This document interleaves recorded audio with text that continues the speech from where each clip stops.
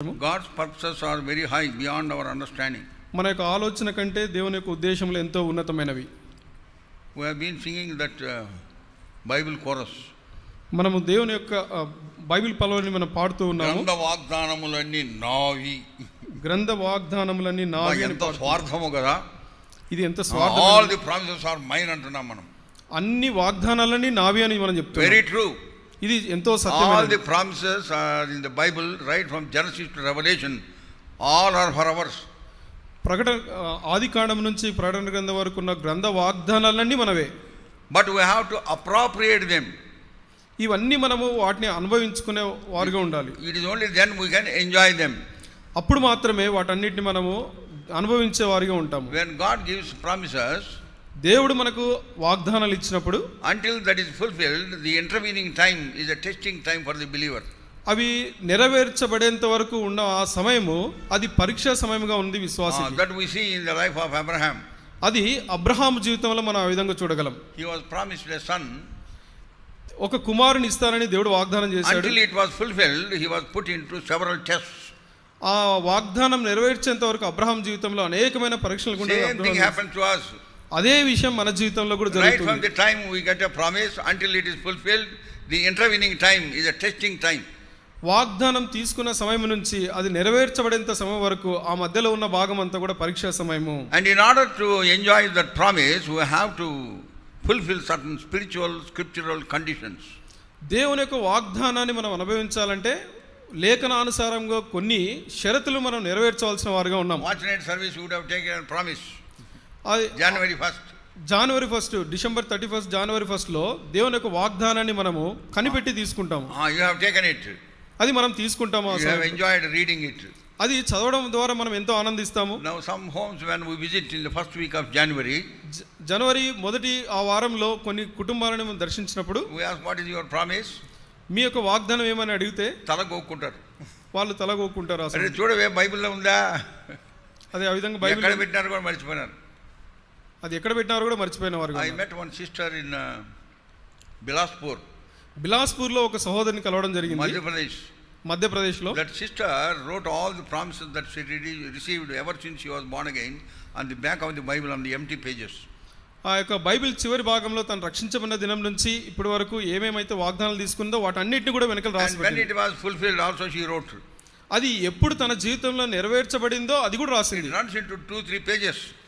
అవన్నీ కూడా 2-3 పేజీలలో Have ఉన్నాయి. you ever thought of doing it? ఎప్పుడైనా ఇది ఈ విధంగా చేస్తామంటే చెప్పేసి మనం తెలుస్తాము. కథ విరుస్తాను లేదంట. We have to give respect and reverence to the promise that God has given to us. దేవుడు మనకి ఇచ్చిన వాగ్దానాల పట్ల మనం ఎంతో గౌరవము ఆ యొక్క ఘనతను ఇచ్చేవారిగా ఉండాలి. It is not a lottery.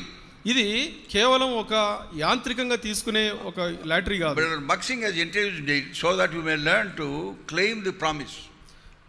సహోదరు బక్సింగ్ గారు ఈ యొక్క వాగ్దానాలు తీసుకోవడం అనేది మనము నేర్పిస్తూ వచ్చినారు. వాటిని మనము మనం ప్రార్థించి వాటిని స్వతంత్రించుకునే వారిగా ఉండాలి. That is not the only promise. అది కేవలము ఒక నోటి మాటతో కూడుకున్న మాటనే కాదు. That is not the only promise. అది ఒక్కటే కాదు. అదొక్క వాగ్దానమే కాదు. In our lifetime, as you days pass by, when you read the word of God, when you hear the word of God, God gives several other promises also. మన యొక్క జీవితం గడిచే కొద్దీ దేవుని యొక్క వాక్యం వింటున్నప్పుడు, దేవుని యొక్క వాక్యం చదువుతున్నప్పుడు దేవుడు అనేకమైన వాగ్దానాలు మనకు దయచేస్తాడు. But we have to fulfill the promise, the conditions. మనం ఎప్పుడైతే షరతులను మనము వాటిని అన్నిటిని నెరవేర్చే వారిగా ఉంటామో అప్పుడు దేవుని యొక్క వాగ్దానాన్ని స్వతంత్రించుకుంటాము. Hebrews chapter 10. హెబ్రీయులకు రాసిన పత్రిక 10వ అధ్యాయము verse 36. 36వ వచనము. Hebrews chapter 10 verse 36. Bible చూడండి please. బైబిల్ చూడండి. హెబ్రీయులకు రాసిన పత్రిక 10వ అధ్యాయం 36వ వచనము. For ye have need of patience, that after ye have done the will of God, ye might receive the promise. మీరు దేవుని చిత్తమును నెరవేర్చిన వారై వాగ్దానం పొందు నిమిత్తము మీకు ఓరిమి అవసరమై ఉన్నది. See, 2 things are mentioned here. ఇక్కడ 2 విషయాలు పేర్కొనబడ్డాయి. One is patience, ఒకటి ఓరిమి, and the other one is will of God. రెండవది దేవుని యొక్క చిత్తము. You should execute patience and do God's will. నీవు దేవుని యొక్క చిత్తాన్ని నెరవేర్చి దేవుని యొక్క చిత్తాన్ని నెరవేర్చవలసిన వానవైనావు. Then ఓరిమి వహించాలి. Patience ఉంది కదా.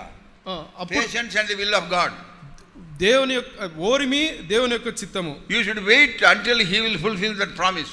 దేవుడు తన యొక్క వాగ్దానం నెరవేర్చేంత వరకు నీవు ఓపికతో కనిపెట్టవలసి. Don't put your time before God's time. దేవుని యొక్క సమయం కంటే ముందు నీ యొక్క సమయాన్ని ఉంచొద్దు. That is what Abraham did. అది ఆ విధంగా అబ్రహాం చేస్తూ వచ్చాడు. That is how Ishmael came into existence. ఆ విధంగా చేశాడు కాబట్టి ఇష్మాయేలు ఈ భూమికి రావడం జరిగింది. You should never lose patience. ఎప్పుడు కూడా ఓర్మిని కోల్పోవద్దు, ఓర్పుని కోల్పోవద్దు. You wait upon him. దేవుని పైన ఆధారపడు. Once one sister came to us in Delhi. ఒకసారి ఒక సహోదరి ఢిల్లీలో నా దగ్గర రావడం జరిగింది. Uncle, 4 years ago I got a promise. Uncle 4 సంవత్సరాల క్రితం నాకు ఒక వాగ్దానం వచ్చింది. I have been praying for it.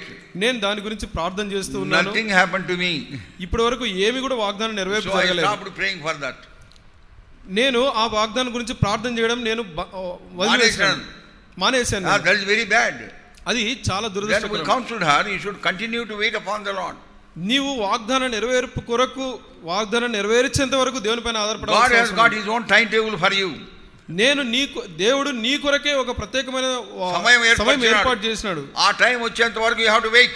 ఆ సమయం వచ్చేంత వరకు నీవు దేవుని పైన ఆధారపడాలి. Many times we lose patience and bring out the Ishmaels. చాలా సార్లు మనం ఓరిమిని కోల్పోయి ఇష్మాయిలును భూమికి తీసుకొచ్చేవారు. Use your head knowledge. మనకున్న తల జ్ఞానాన్ని బట్టి and commit mistakes and you get involved into problems. చాలా సార్లు తప్పులు చేసి ఈ యొక్క వాగ్దానంలో నిలిచిపోయేవారుగా ఉన్నారు. What is the first condition? మొట్టమొదటి షరతు ఏమి? Patience. దేవుని యొక్క వాగ్దానం కొరకై ఓరిమి. Patience say is a great virtue. Display it well అన్నారు ఎవరో. ఈ ఒక్క ఓరిమి అనేది ఎంతో గొప్ప సుగుణం. అది you should display it. You should practice it.